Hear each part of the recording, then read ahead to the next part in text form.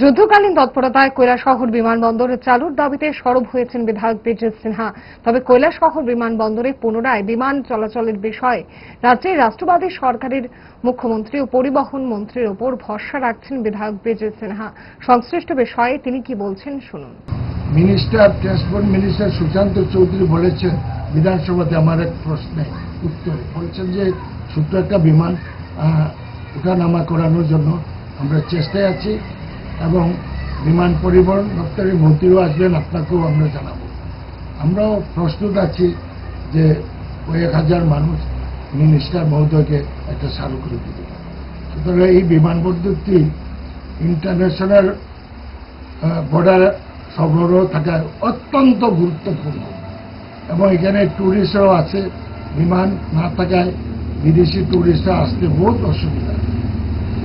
সুতরাং এই বিমানবন্দরটি অত্যন্ত প্রয়োজন এবং কেন্দ্র সরকারকে এটা যুদ্ধকালীন ভিত্তিতে এটা নির্মাণ করানো উচিত।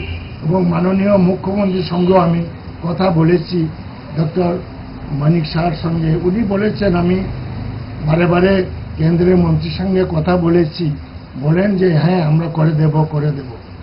এইভাবে উনিও আমাকে বলেছেন, কিন্তু আমরা কাগজ এখনো পাইনি, করে দেবেন বলেছে।